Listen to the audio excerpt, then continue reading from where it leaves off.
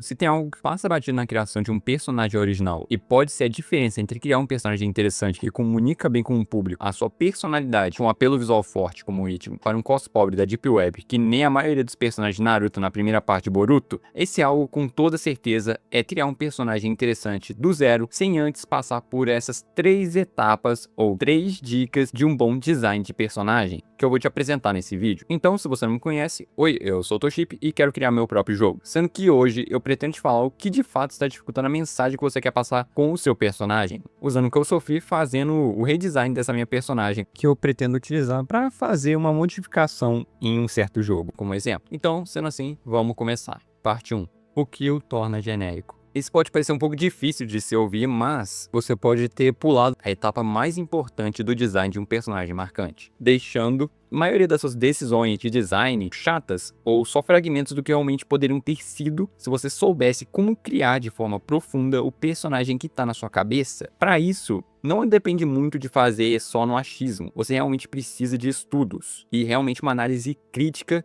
e realmente detalhada sobre os pontos que compõem o personagem que você quer criar. E para isso, um bom exercício que eu vi nesse vídeo que tá aparecendo na tela aí de uma gringa, cara, ela passa exatamente um processo muito bom que você pode seguir para resolver exatamente esse problema grave de design de personagens, que é algo que eu tava enfrentando enquanto estava fazendo o redesign da minha personagem. Ele tem 3 etapas bem simples, que infelizmente eu fiz bem corretamente, porque eu sou meio burro, mas depois que eu peguei um pouco mais do jeito e que eu decidi fazer direito à atividade, resolveu parte do problema. A outra parte do problema foi resolvida pela segunda e terceira parte desse vídeo, mas isso é mais pra frente. Por enquanto, passo 1 desse exercício é procurar e anotar o máximo de experiências reais sobre o tema que você quer retratar, ou no caso, o personagem que você quer criar, se possível, claro. Se não, cara, só foca em coletar o máximo de referências sobre o personagem que você quer criar, onde você vai ter que realmente procurar referências sobre como aquele personagem se vestiria. E para entender isso daí direito, você precisaria entender aquele modelinho de personagem, falando quem ele é, qual a personalidade dele e esse tipo de coisa. Como eu já expliquei isso daí em um vídeo passado, que é o que não te conta ao criar personagens originais, eu não vou me ater tanto aqui, mas se você tiver interesse, deixa o link na descrição. Se não, só foca em coletar o máximo de referências sobre o assunto que você quer transmitir com o seu personagem, em uma pasta como a do Pinterest, porque aí você consegue pegar várias referências sobre o que você quer tratar. E depois de fazer isso, cara, a gente chega no passo 2, que você vai simplesmente começar a decompor o personagem, mas você vai fazer isso daí realmente retirando mesmo. Tipo assim, você viu uma estampa, cara, aí você vai tentar replicar aquela estampa, entender por que ela funciona e por que faz a gente associar essa estampa, ou no caso, esse estilo de roupa ao personagem, sabe? Você vai pegar realmente pontos, detalhes, texturas, características físicas, tais, esse tipo de coisa aí que compõe o personagem que você quer. Depois de que você pegar pequenos trechos, você já pode começar a pensar em coisas um pouco maiores, como a silhueta, a aparência, dentre outras coisas que compõem o estereótipo do personagem que você quer criar. E nessa etapa, você simplesmente vai copiar mesmo, você vai copiar a referência, analisando e anotando essas pequenas características que você olha e fala: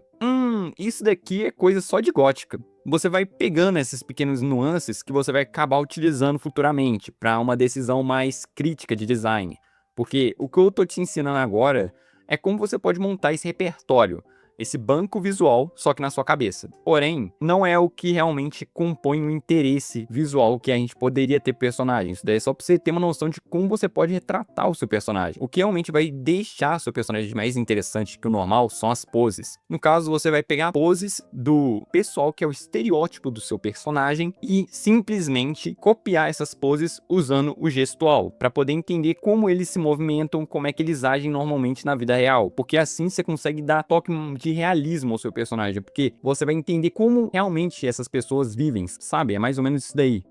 Para te ajudar com isso, eu recomendo muito que você dê uma olhada nesse site aí, Quick Poses. Ele vai te ajudar a você ter uma noção de como você pode começar no gestual, como você pode começar a fazer um gestual mais fluido, coisa e tal. São dicas mais simplistas, não é um negócio muito aprofundado. Se você quiser algo mais aprofundado, eu recomendo bastante o livro Figure Drawn, que é um livro que eu tô lendo atualmente para entender um pouco mais de anatomia e também gestual, obviamente. As primeiras páginas do livro é sobre gestual. Então, se você quiser entender com um pouco mais de profundidade, tem esse livro, mas se você só quiser entender o basicão, dá uma olhada nos dos Quick Pose. Um site muito bom para você poder treinar gestual. E se essa dica foi útil, não se esqueça de deixar o likezão, porque agora a gente chega na última etapa. No caso, a última etapa desse estudo é depois de você ter feito toda essa análise, todo esse estudo, você vai pegar o que você já fez e tentar testar coisas novas, novos padrões, novas roupas, novos jeitos de imaginar o estereótipo que você está querendo retratar, entendeu? Até um ponto onde você não consegue mais dizer que aquele negócio é daquele estereótipo, sabe? É mais ou menos isso que eu tô querendo dizer. Só que não adianta nada a gente saber fazer um exercício bom, e isso daí não vai te salvar se você não souber a segunda parte, que é organização. Eu tô falando sério. Eu diria que um dos maiores problemas que eu enfrentei foi um dos problemas de estresse, por causa que muito dessa minha etapa criativa, cara, eu sofri muito com estresse e ansiedade pra poder fazer esse redesign do personagem, onde eu fiquei muito voltado a querer fazer algo muito perfeito, ou não tava conseguindo retratar direito a personagem. E eu diria que muito disso é, como eu falei, é uma questão de organização. Eu não fiz essa primeira etapa e acabou que tudo ficou desconexo, eu tive que fazer várias coisas e eu não tava me divertindo no processo, nem um pouco. Eu tava só fazendo os negócios e vai que vai. Porém, uma coisa que eu recomendo pra você poder fazer isso daqui é realmente organizar as referências, como eu disse na primeira etapa. Você pegar as referências, tentar fazer esse estudo, isso daí já vai te dar um alívio. Porém, uma segunda coisa que eu recomendo é você aplicar a técnica de Pomodoro, que consiste em você ficar 25 minutos estudando e 5 relaxando. A vantagem de você aplicar essa técnica de estudos é que você vai resfriar sua mente, porque quando a gente tá desenhando, a gente fica focado e tá bitolado naquilo. E às vezes, um momento só para você poder esfriar sua mente e relaxar um pouco e para depois voltar no seu processo, pode te ajudar a ter uma nova visão e principalmente não ter uma enxaqueca. É sério, eu acho que eu fiquei com enxaqueca um dia desses por causa que eu fiquei bitoladaço em fazer isso daqui, então eu tô falando sério. Deem pausas. Um site que eu recomendo para poder aplicar a técnica de Pomodoro sem ter que usar aqueles alarmes que todo mundo usa, coisa e tal, é o site Pomodoro Timer. E simplesmente, quando o timer der os 25 minutos, você tira 5 minutos para descansar e fazer o que você quiser. Simples assim. Eu recomendo demais, ajuda muito para poder resfriar a mente e renovar a criatividade. Então, se você gostou da dica das pausas, por favor, se inscreva no canal para poder acompanhar mais vídeo e o meu processo para criar o meu próprio jogo. Então, vamos lá, a terceira parte. Tenha um projeto próprio para usar essas habilidades. Pode parecer algo meio bobo para quem já tá trabalhando em um projeto próprio ou tá querendo construir um portfólio, que são coisas muito válidas, eu respeito demais quem tá fazendo isso. Mas o lance é que se você não tem um projeto ou não tem algo que você queira usar o seu personagem, eu diria que você só tá fazendo ele pro vento, cara. Você não tá realmente testando essas habilidades no campo de batalha, sabe? Eu penso muito nisso na hora de tentar realmente criar algo novo. E o bom de você ter um projeto próprio é você vê a sua evolução ao decorrer do projeto, porque você vai se forçando a aprender mais e mais. Você vai vendo o seu progresso ao decorrer que o projeto vai andando. É bem da hora isso, pelo menos ao meu ver.